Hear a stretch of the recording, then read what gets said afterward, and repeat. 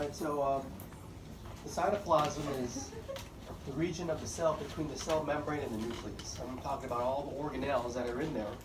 And once I do that, we can talk about protein synthesis, which is the main topic of today. Mitochondria is the organelle I'll discuss first in the cytoplasm.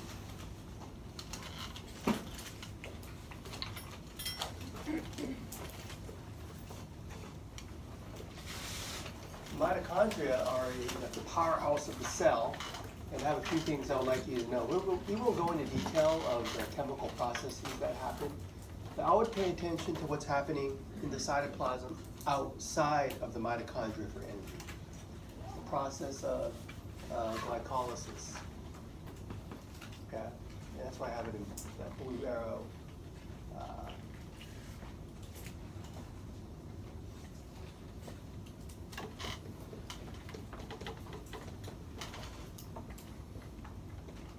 I'm writing glycolysis occurs outside the mitochondria in the cytoplasm.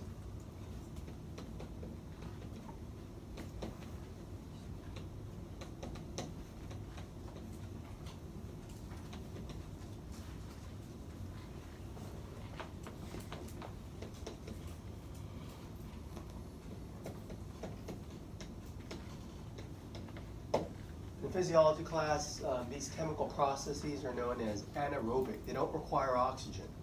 Right?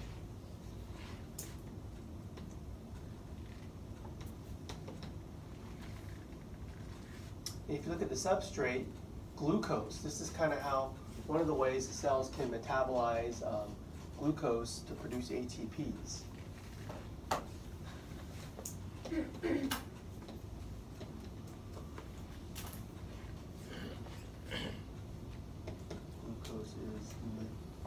Metabolize.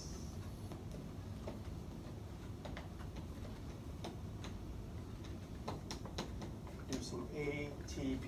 This is the mitochondria's main job, to produce ATP. How many? Couple. You don't need to know.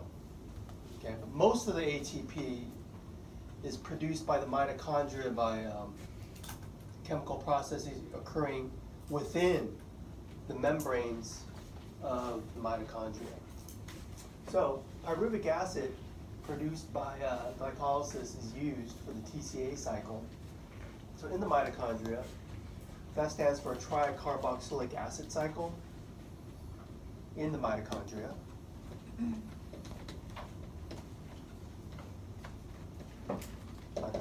Note the TCA cycle, tricarboxylic acid cycle.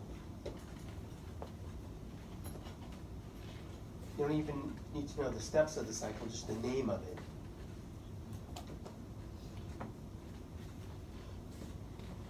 Sometimes I call it the citric acid cycle. It's the same thing.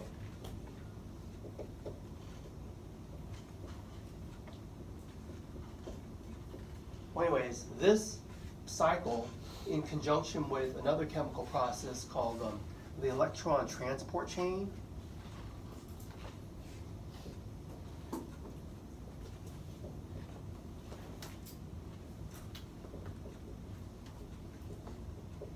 these both occur in the mitochondria. They're both aerobic because the final electron acceptor and the electron transport chain is oxygen. So oxygen is required, aerobic.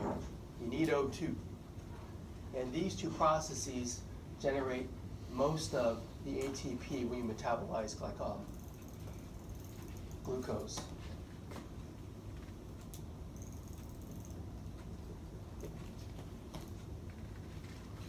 The details are taught in Kinesiology 101, and we won't go into details here.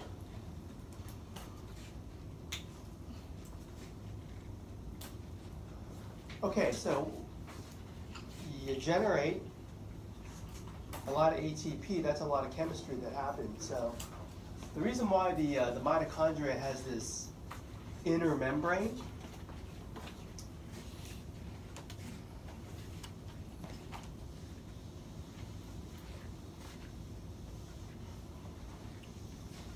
called the cristae. it has a double membrane. Just look at the picture there, and you can see how they have the word cristae, and they have all these enzymes that kind of stud that inner membrane.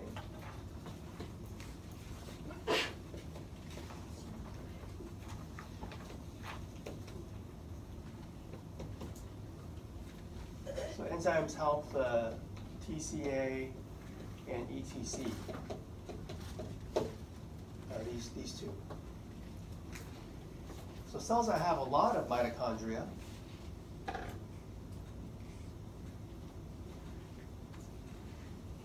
they probably do a lot of membrane transport, like for example, the stomach cell.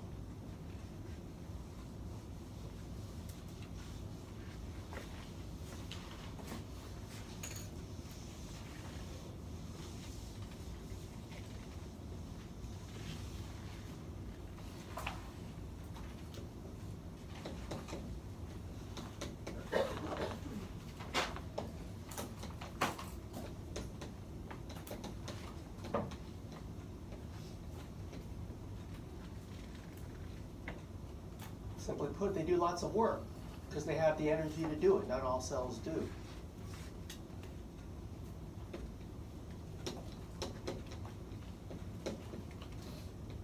I mean, what is work for a cell? Well, you know, pumping.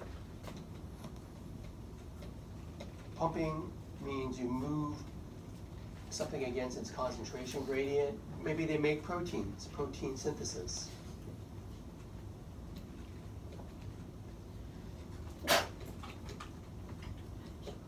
You know, maybe they do a lot of primary and secondary active transport. You know, they're active absorbers and secretors. Primary, secondary, active transport. That's a stomach cell. That's an acid-secreting stomach cell as an example.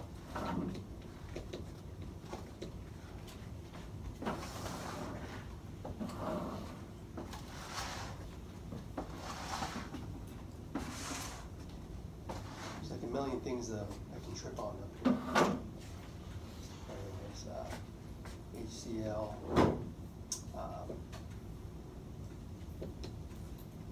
HCl secreted by the parietal cells in the stomach. That's a parietal cell.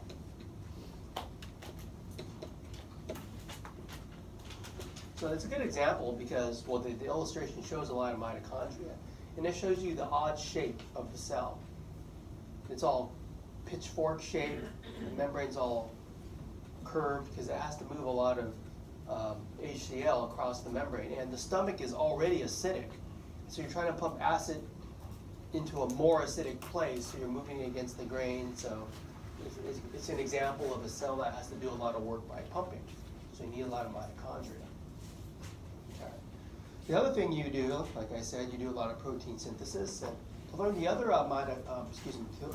learn the other organelles, we have to talk about the ones involved in protein synthesis. Because proteins are not the only major structural component of cells, but in the form of enzymes, they mediate every process in the cell. So if you understand the steps of how proteins are made, pretty much it's the whole lecture.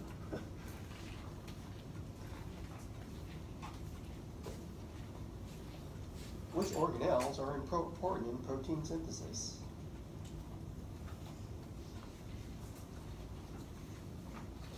It's something you should have learned already, right? High school biology. I teach it like you've never heard it before.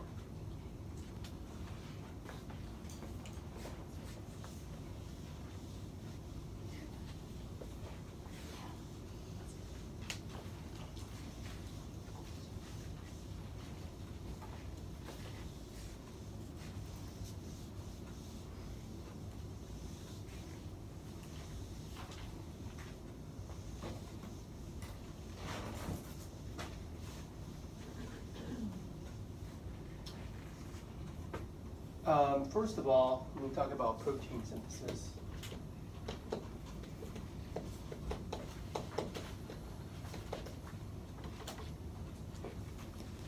in a previous lecture, we did talk about all the proteins that cells have to make. I listed them all out. Like when I said enzymes, pumps, cytoskeleton, go look in your notes in chapter 2. We kind of talked about the diversity of proteins. So cells have the ability, it's really remarkable, okay? You eat food, all right, at the most basic level. And when you eat food for nutrition, what are you getting out of it? 3 things. Carb, CHO, protein, and fat. And that's it. Those are the 3 major nutrients that cells use for metabolism and for nourishment for our bodies. And you can break apart these molecules and you can reform them into other things. Metabolize. Food stuff. And then cells become these factories. They make all these different kinds of molecules. Call them mini factories.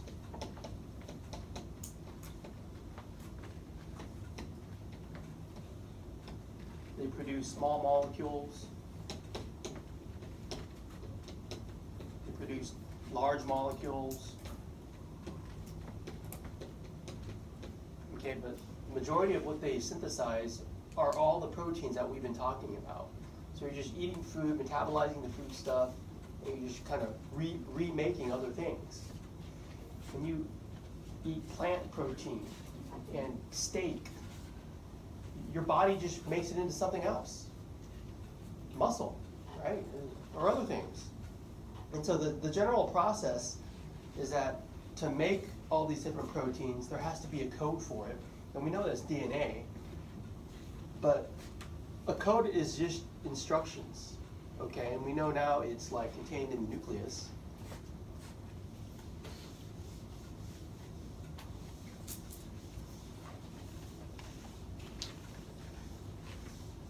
So if you're going to make all this stuff, the cell needs instructions. So we call that the code.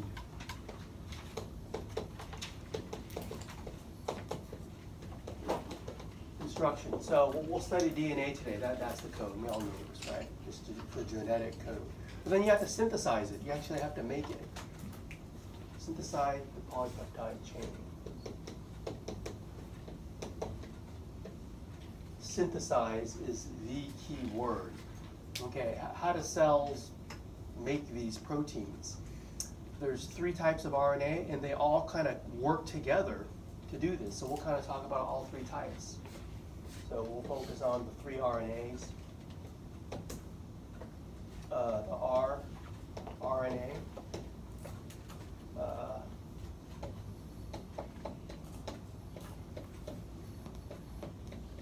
the rRNA, the mRNA, and the tRNA. The R in rRNA stands for ribosome. Ribosome.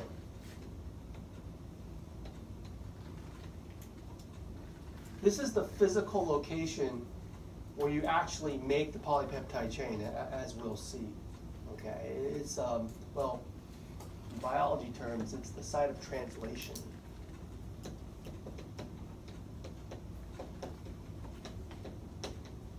More on that later, but this is basically where you make the protein. Now, the most important one is the messenger RNA. And the name tells you its function. It's a messenger. It's actually carrying the code from the nucleus to the cytoplasm where protein is actually synthesized.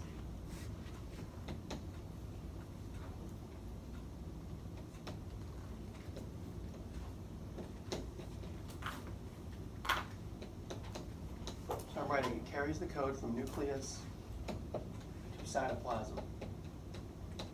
Because you don't make the protein in the nucleus, you actually make it in the cytoplasm. But DNA, it never leaves the nucleus, so you have to kind of get it there. The tRNA, that's another important one, because you need a 3rd molecule to kind of fit the mRNA, and it's got to like transfer the correct amino acid to link the polypeptide together. So again, T is for transfer, and that's the function. It transfers the correct amino acid.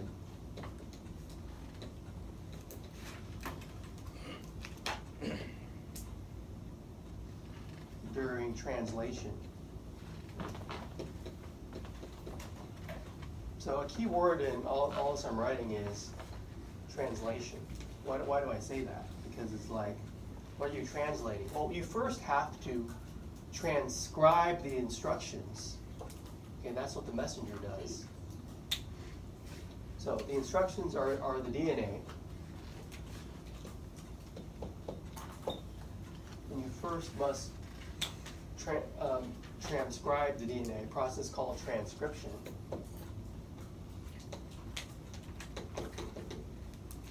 Because the DNA is the code. And we'll teach you what it is, all the nucleic acids. So you transcribe it, then your messenger carries it, and then the other ones, they all kind of work together to translate it. Okay, so you transcribe and translate. And a picture of it shown on the next slide. The bottom of my slide says ER Golgi. Well, we'll talk about that, but here's a picture of it. Start with the DNA. On the picture, look for it in the cytoplasm, or excuse me, look for it in the nucleus. Transcription is figuring out which gene you want to transcribe. It's got the instructions how to make a protein. Then you just transcribe it. mRNA is a very similar molecule to DNA. So you're just literally making a half-strand DNA. We call it mRNA. And that is the message. Whatever this molecule is, it's virtually identical to that. You're just taking it out to the cytoplasm where the other RNAs, the rRNA and the tRNA, you're going from RNA to protein in this step down here when you translate.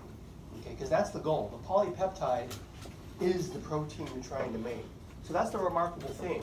You went from one type of molecule to a second molecule to a third molecule to get your polypeptide chain. You started with DNA. That's just the instructions. And then you went to RNA, and then you went out here, and then you finally got your protein made.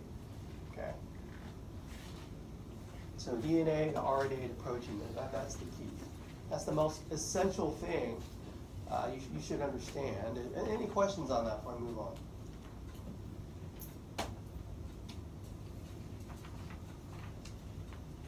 Well, let's talk about the nucleus of the cell.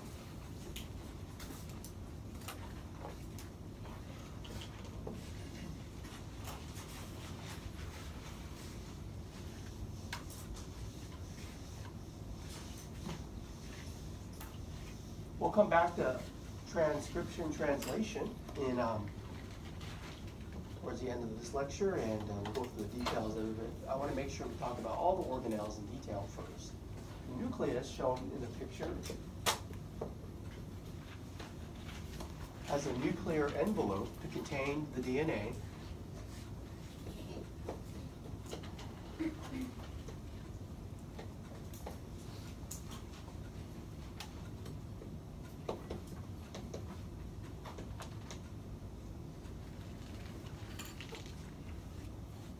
The DNA is the genetic material.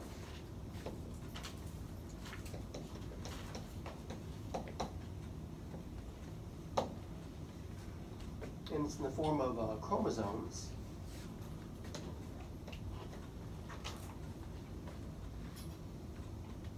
Essentially, chromosomes are DNA wound around histone proteins. That's kind of the organization.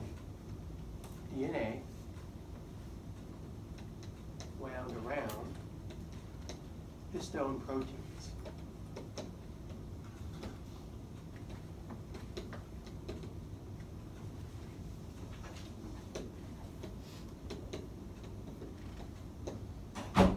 And this nuclear envelope is porous.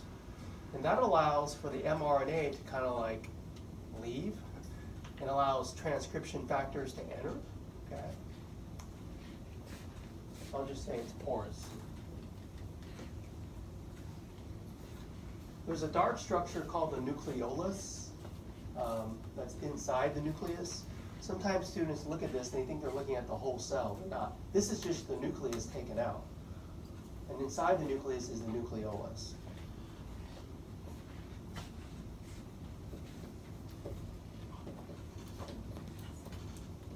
It's a dark structure within the nucleus.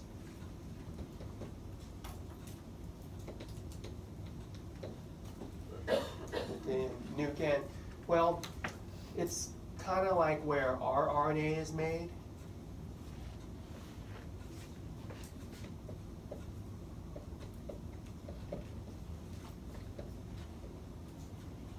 There's some other functions, but don't worry about it. You can look it up if you want. It does have some importance, though. Well, anyways, there's some good pictures there of the nucleus, and here's kind of the organization of DNA in chromosomes. It starts at the top with the DNA, just the DNA, the double helix. We'll get into the structure of that later, but they're wound around the histones, which kind of just link it all together, okay? So that's kind of a nice picture. Here's a whole chromosome in metaphase. Anaphase, metaphase is usually when the chromosomes are most visible, because the supercoiling is at a maximum. Okay.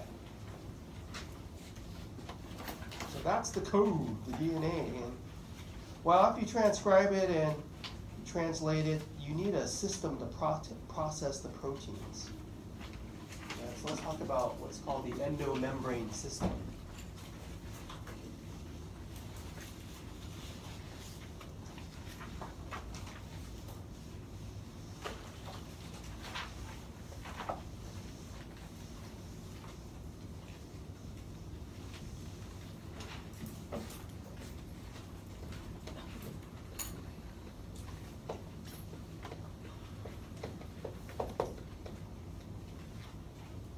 It's two things, Golgi ER, okay? Or let's say ER then Golgi. Now ER is an acronym for endoplasmic reticulum.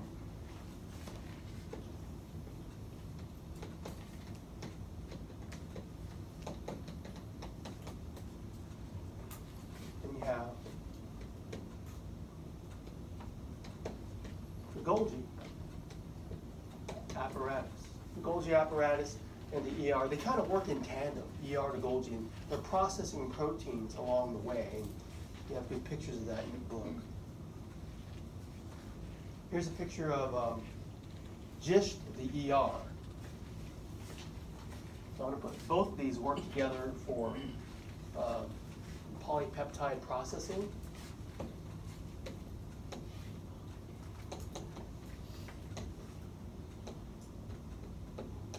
Polypeptide is another word we use like to describe the word protein. And this picture is just showing how the ER is in close association with the nuclear envelope.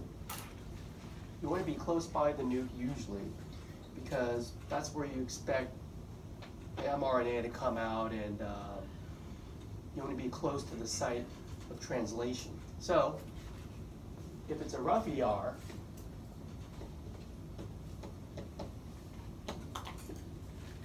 it's studded with ribosomes. Remember, ribosomes are the site of translation. Okay? Has the rRNA, in other words, ribosomes.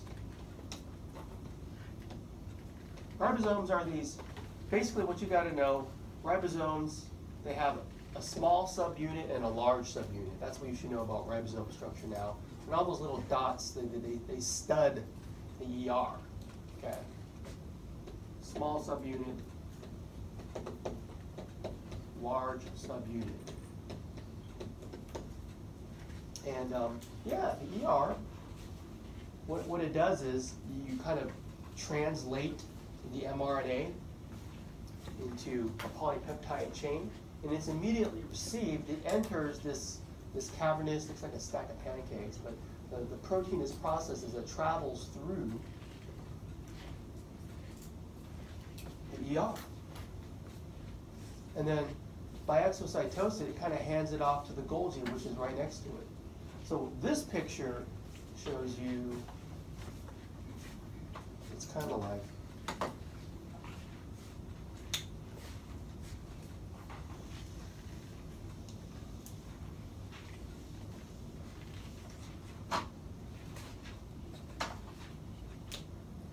here's the nucleus.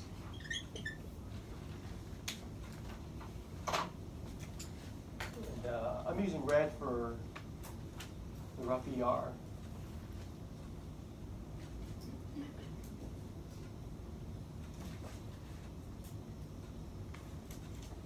Kind of cavernous tube, so to speak.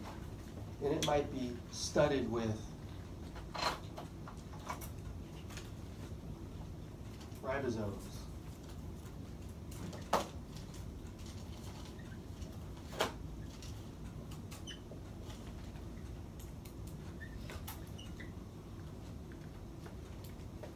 And I said that's kind of like where you make a polypeptide chain. I'll draw it as a squiggly orange line.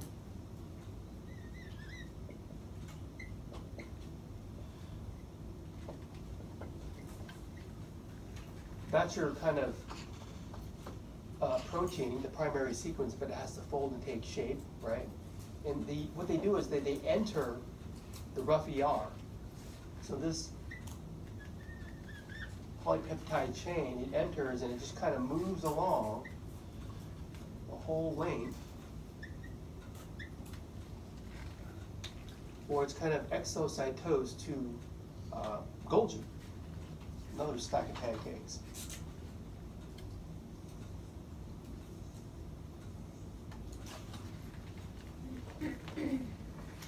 Now, Golgi has kind of like these two sides. It has a side that faces the ER, and the side opposite. Okay. So what it says, I'll just read the slide.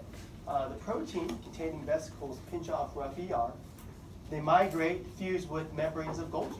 Proteins are modified within Golgi. The proteins are packaged and they're on their way. So, let's see here.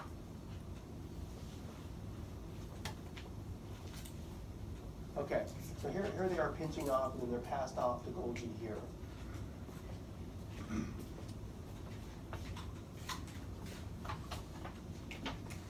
So I'll kind of draw like a little vesicle with our orange polypeptide chain in it, and it's going to be passed on to Golgi.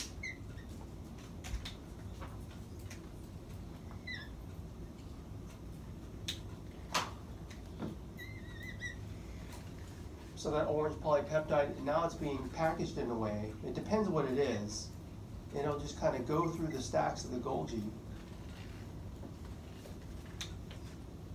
to be delivered, well, it depends, let's look at the slide there. But before I move on from Golgi, so what I've drawn in green here,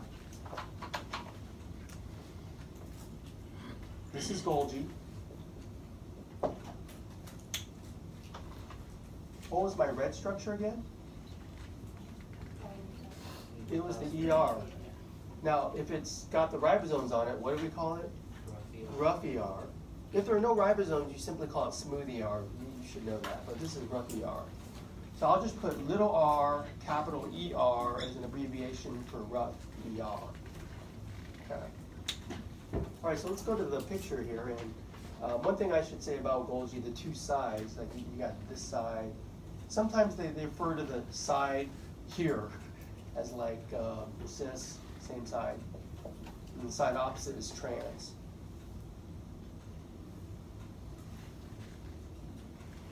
But depending on what you're packaging, they have these different pathways here. Pathway A, the vesicle contents, you just exocytose it, depending on what it is. So I'll just put A.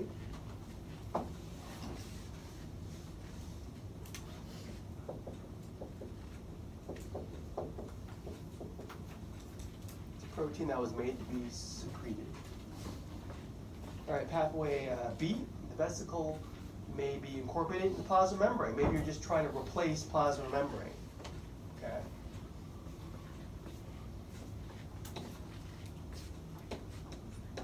Infused into plasma membrane. good example of that is something we talked about. Remember the aquaporins? The water pores, sometimes they need to be in the plasma membrane. That's why you'd want to fuse it in there.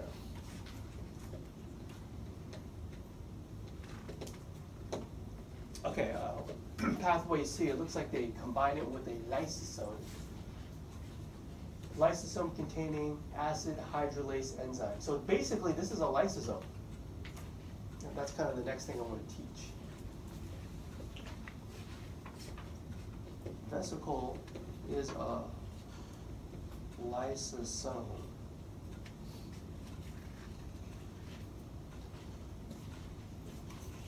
So lysosomes have various functions. Let's see here.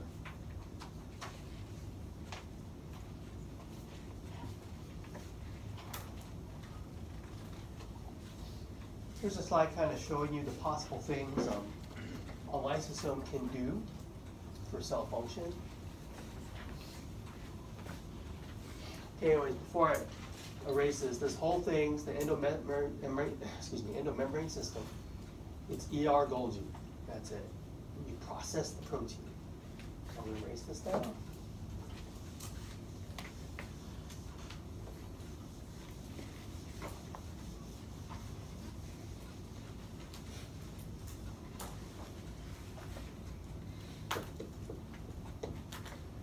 I've already described what a lysosome is. It's just a vesicle. They have hydrolytic enzymes.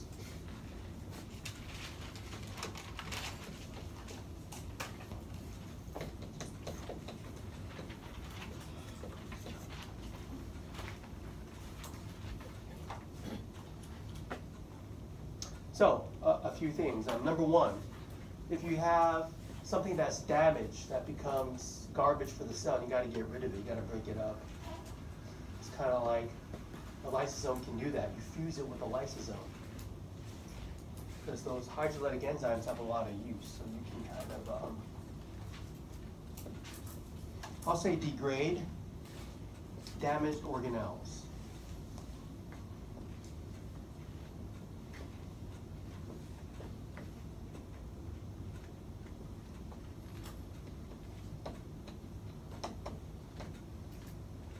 Sort of break it up into little pieces so it's easier to exocytose. Like when I fill my recycle bin with boxes, I like to break down the boxes so they're flat so they fit easier, so it's easy for me to throw them out in the can. You're just kind of doing that with your damaged cell organelles. The second thing there, you're also you're fusing it with an endosome. Okay. Let's see here. Maybe this is something you want to. It's something you've taken into the cell. It could be something you want to get rid of.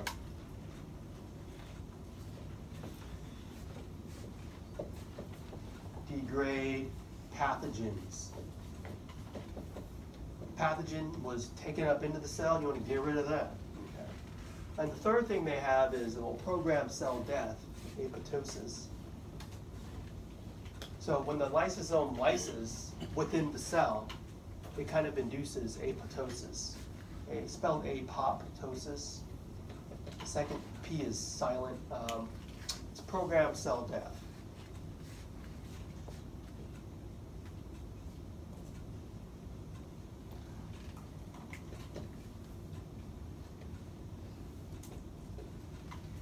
There are many tissues where cell death is desirable. They're replaced by regenerating cells underneath it. Well, anyways, those are all the functions of the lysosome. Moving on, you have the cytoskeleton, which is basically fibers within a cell. Okay, it gives the cell shape integrity.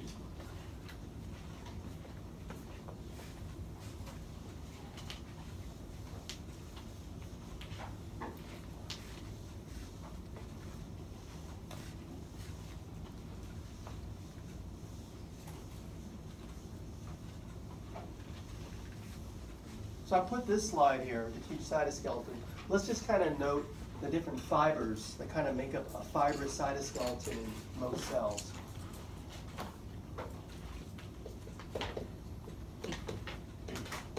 Study the fibers. They're basically kind of like thin fiber, what they call microfilaments, intermediate filaments, and then the microtubules, which have the widest diameter.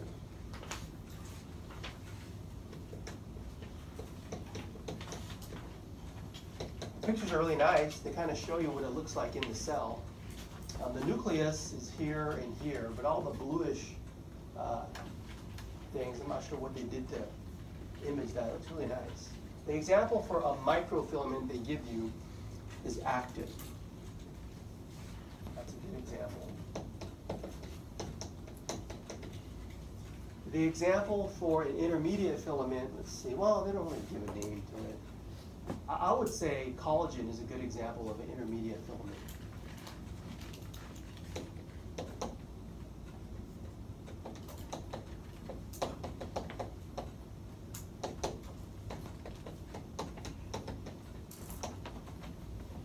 And the last one there is a microtubule. Okay, these have a wide variety. We see them a lot actually in AMP. They form the cilia and the centrioles, and they work with motor molecules to move things within the cell. So here's the structure of a cilium.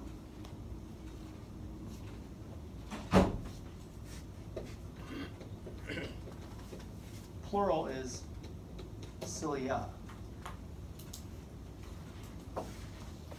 These are microtubule attachments on a cell surface. So let's say, for example, you have these columnar-shaped cells, a row of them, and they have a nucleus. And on one side, you have these hairy-looking cilia.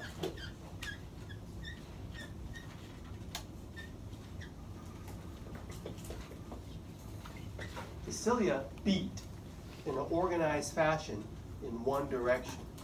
So they're not random seaweed going with the waves. They actually have a function. I'll call it organized beating. A good example of this is in your windpipe, your trachea, which is lined with this sort of tissue. And in the trachea, it's called a mucus escalator.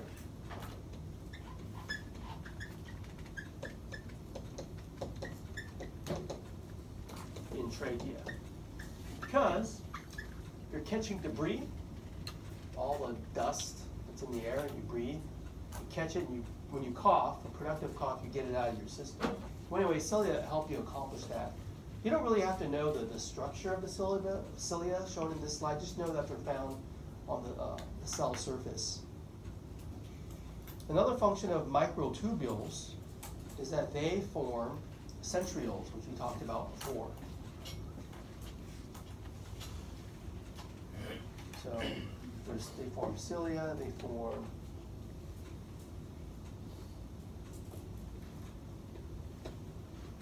centrioles. This is from the mitosis lecture, so it should be reviewed.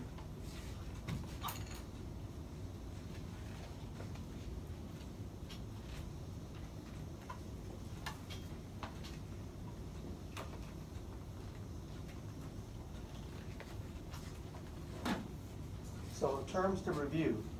I mean, do you remember what a centriole is? How it's a part of a centrosome?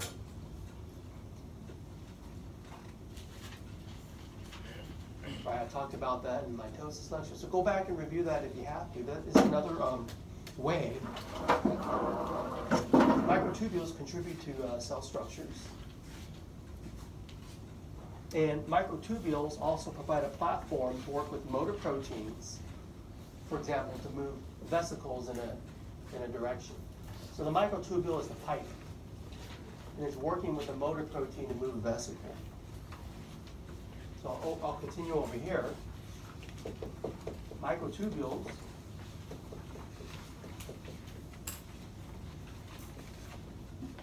work with motor proteins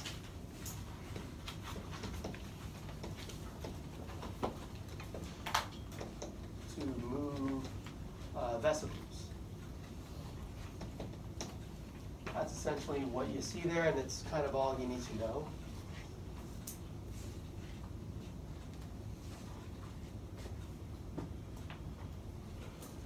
Here's a picture of that organized beating, well, it's better to kind of like Google a video on it. I don't know if the picture really was exciting to look at. But when the organized beating works in conjunction with the layer of mucus, you're very good at catching the debris, because the mucus will catch the dust particles, and the organized beating will move them in one direction across the cell surface. In the example of a trachea, up and out. Okay, and the last thing about cell structure are the microvilli, which is a folding of the cell membrane.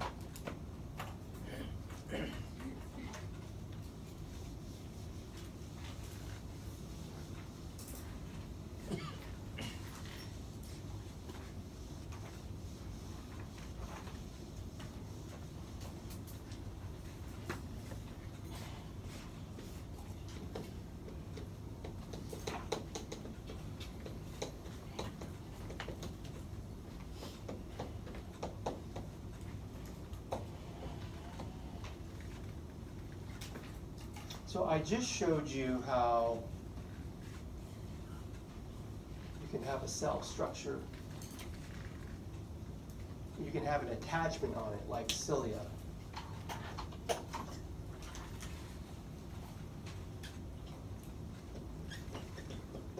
Microvilli look like cilia, but they're not cilia. They're not an attachment. They are just a folding of that part of the cell membrane.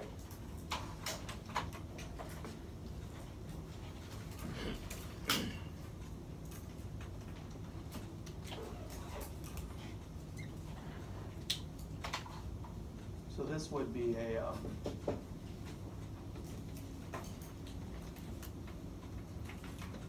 microvilli of this cell.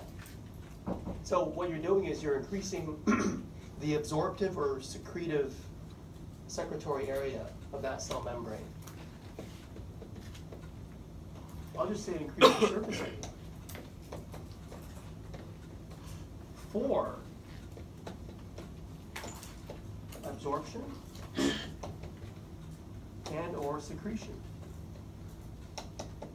You see that a lot in anatomy physiology, so the microvilli are worth mentioning in this chapter too.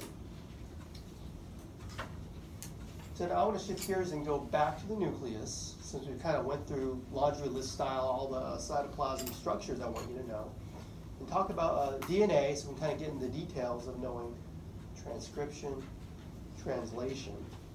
And so I have a picture here. I kind of like, when I teach this, I used to teach from the book, but it's actually better to kind of teach from the original source for this.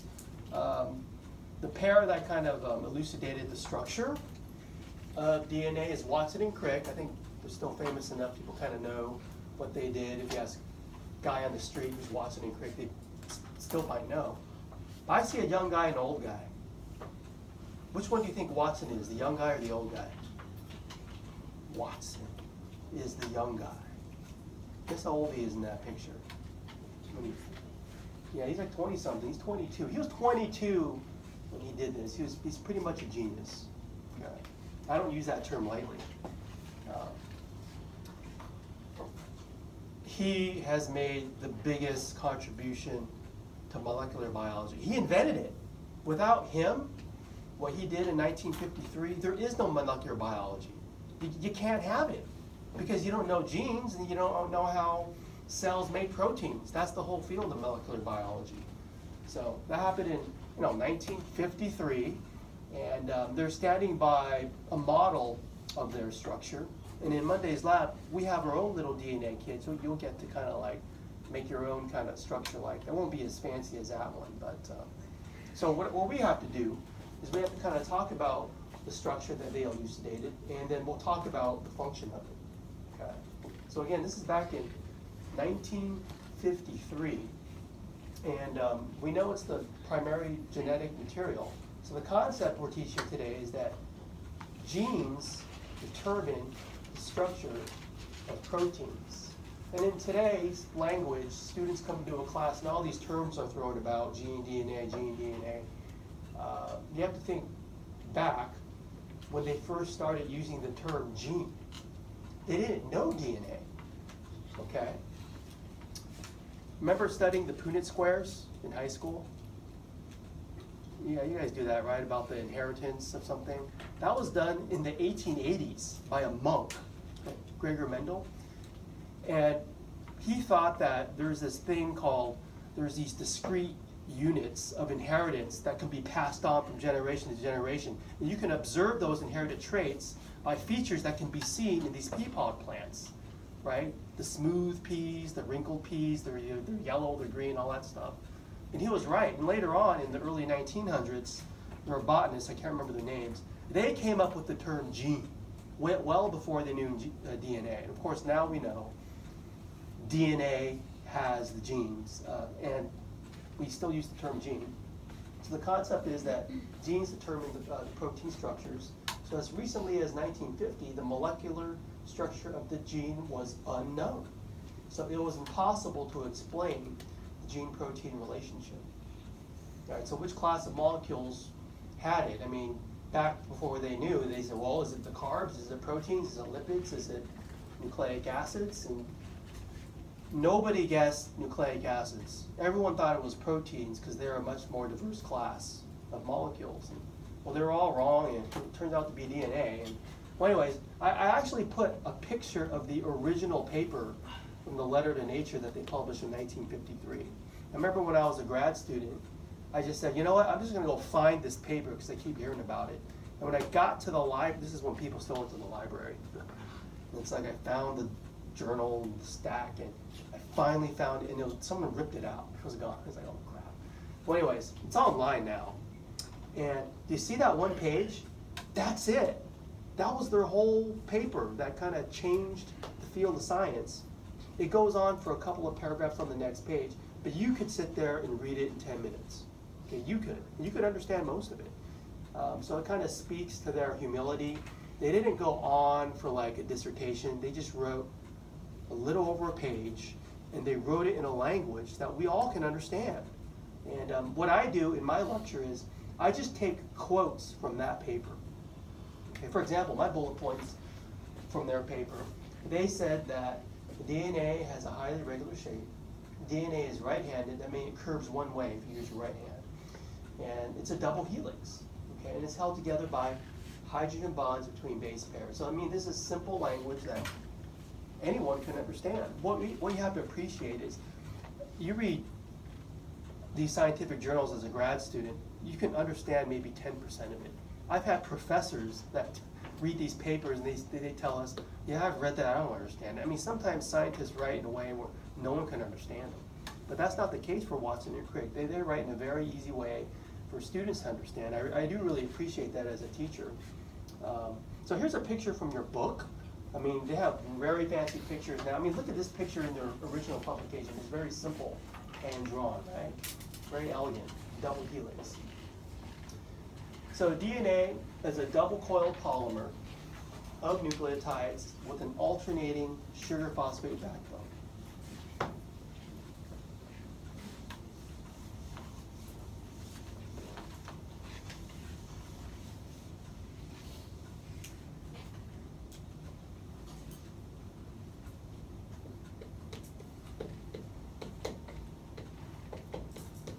Okay, so what do we got here? Okay, it's a coiled double polymer. Let's write that down. Coiled double polymer.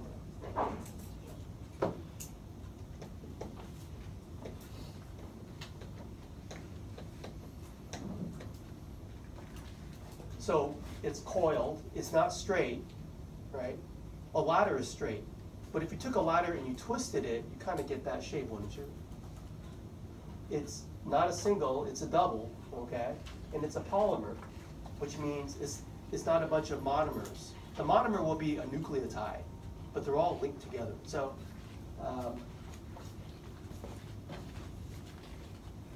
polymer of nucleotides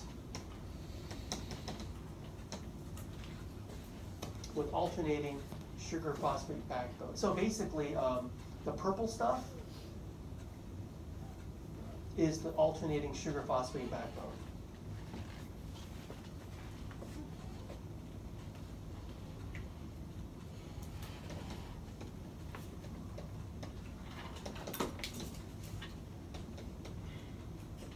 The sugar is actually a ribose sugar. It's a 5-carbon sugar.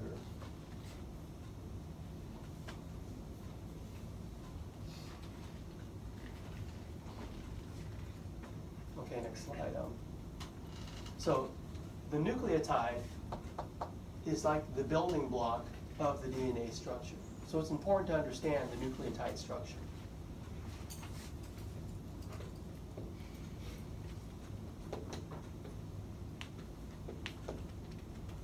I'm saying that the nucleotides are the monomers of DNA, if DNA is the polymer.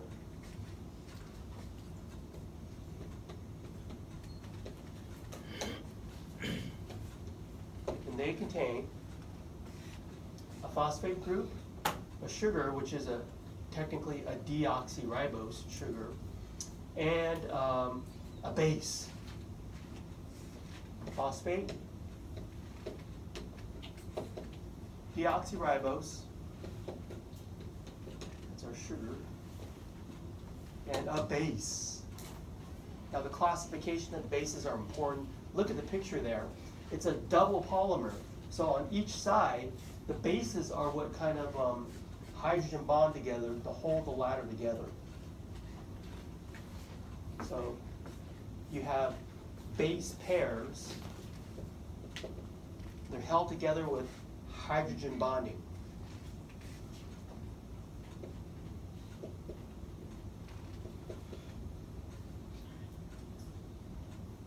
H bonding.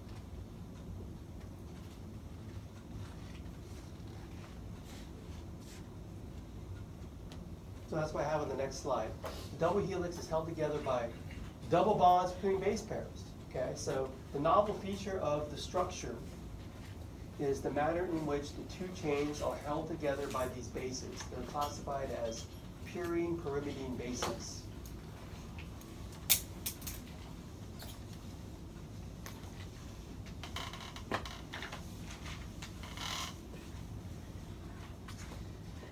So let's kind of note them. There's adenine. A is the abbreviation.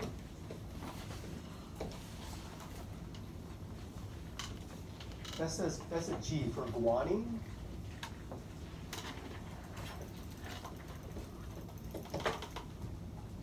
And up here they got C for cytosine.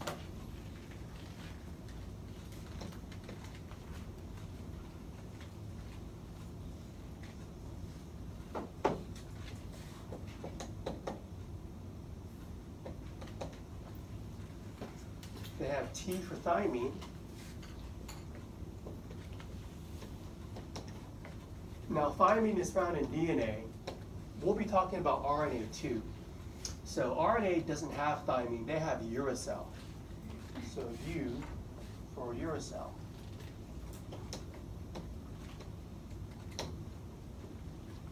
DNA, RNA are essentially almost the same thing, but thymine in DNA, uracil in RNA. But those are the bases, and they pair together with hydrogen bonding. That's another key concept. This base pairing.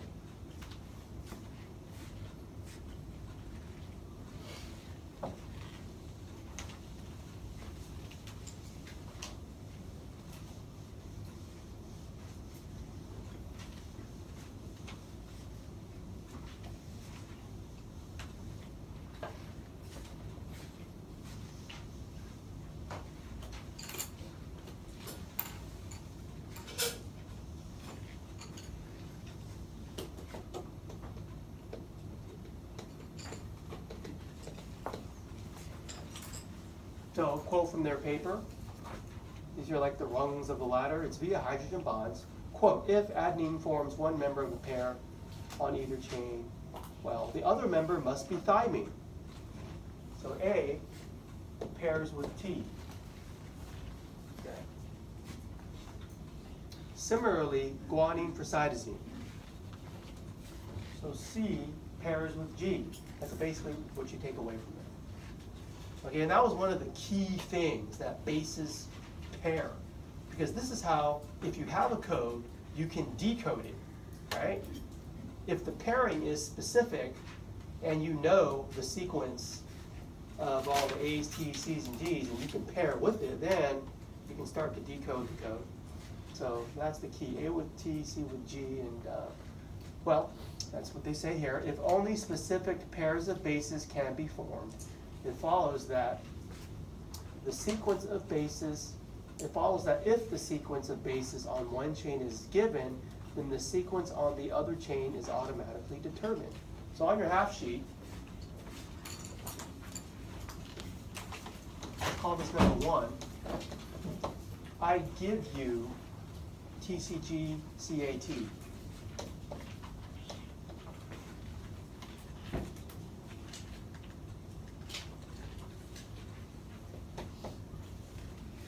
If I give you one sequence, what will be the sequence of its partner? Go ahead and answer that for number 1. Take a minute.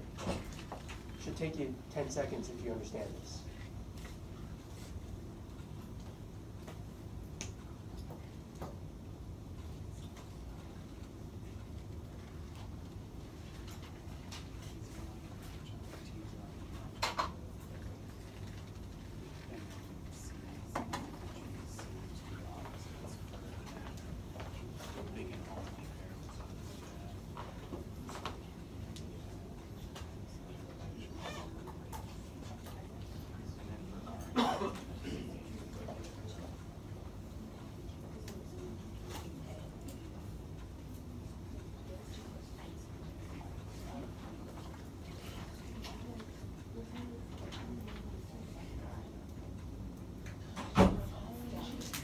Well, let's see how you did. What did you pair with T? A, G, C, G, T, A. Ah, okay. If you knew one sequence, the other one's automatically determined. Okay. Let's move on. Base pairing during replication of DNA and transcription. Okay, so we got two things going on here.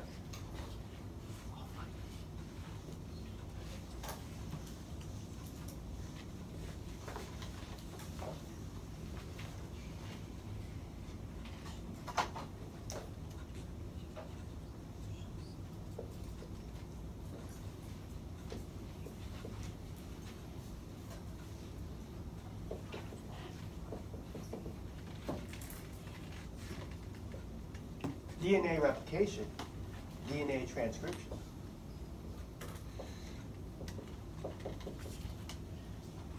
We talked about DNA replication. Do you remember which phase of interphase? There was like G1, S, and G2. Do you remember which one it was? S. Okay, well anyways, you're just doubling the DNA. So that in mitosis, when you divide the DNA, each daughter cell has the appropriate amount. Right? So you replicate. That's one goal. So if you're replicating and you got GCAT,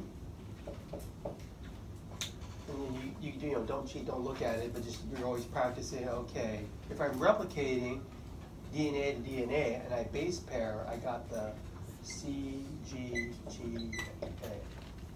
Yeah, that's how you base pair when you're just gonna double it.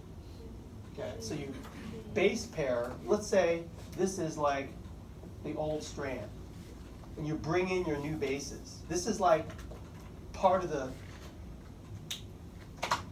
this is new. So when you're done replicating, it's like the double DNA is like, it's like half old, okay? So when you replicate, it's like half of it's new, half of it's old. You're just base pairing with half of the old one, right?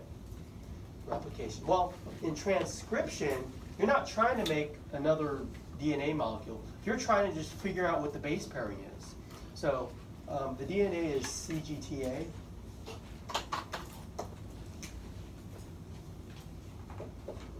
That's the DNA. So now that's the code to make some kind of protein, and we want to know what that is. So you just base pair to match it to make your mRNA transcript. And so the base pair, okay, C goes with G, G goes with C, T goes with A, And A goes not with T, but with U. Okay, remember, in RNA, there's no thymine, it's the U, it's the uracil. Okay, so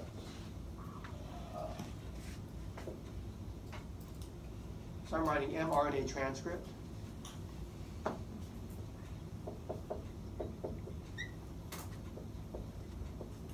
And once you're done base pairing, this kind of leaves and goes to the cytoplasm. Well, anyways, let's take a look at DNA replication first.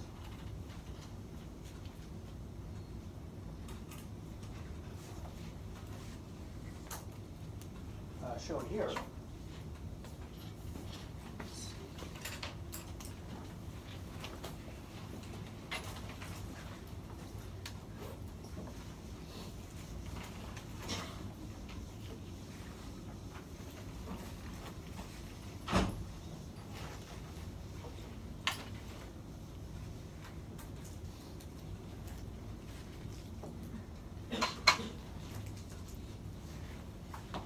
So what the picture shows you is you have one DNA molecule that will become two. So this is what you're replicating. Okay, these molecules down here have not been replicated. You're replicating right here. So what you see is the first thing you have to do is you have to like unwind the old DNA. And the helicase can do that. It's the enzyme. So DNA replication.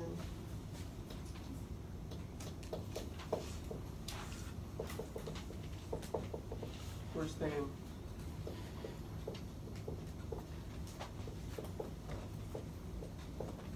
unwind old DNA, note the enzyme helicase.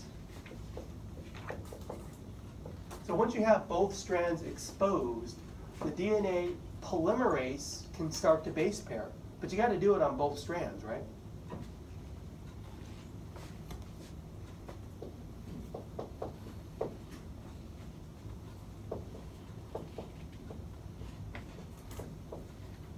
So DNA polymerase, the old strand acts as a template for synthesis of a new strand. The DNA polymerase helps facilitate the base pairing.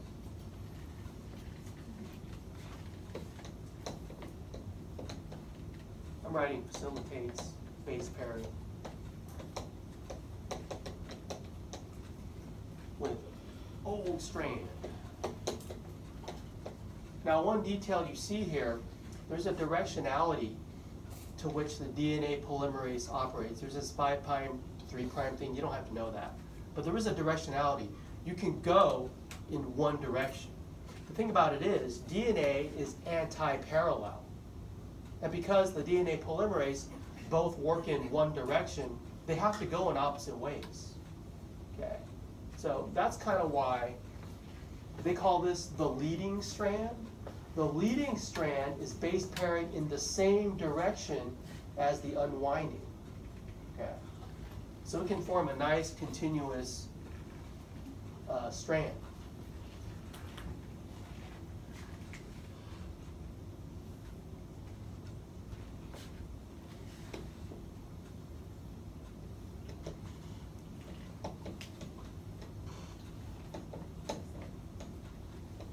I'll say it forms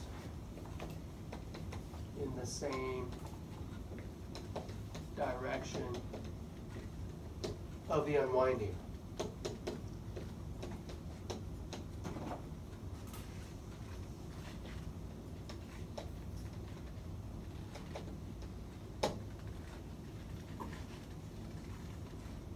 So it's going to be a nice continuous strand. It's just following the helicase.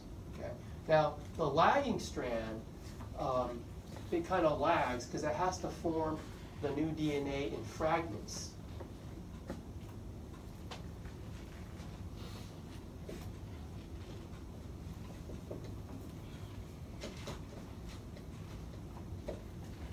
The polymerase is going in the opposite way as the helicase. So it's like,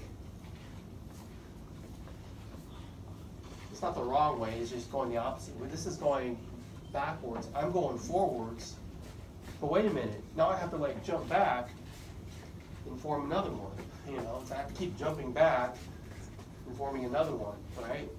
So they call that the lagging strand. You form the DNA in fragments, and you have to kind of like ligase it all together. And there's enzymes that can do that. But the point is, you form the new DNA in fragments.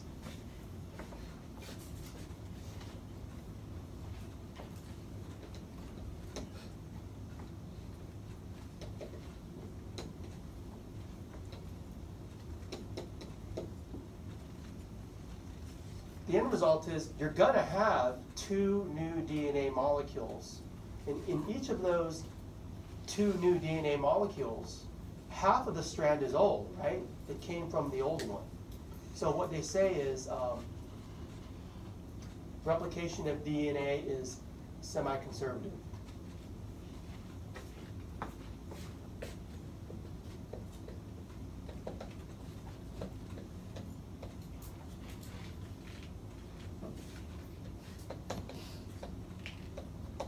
Because half is from the old strand, half is new, from the new base pair.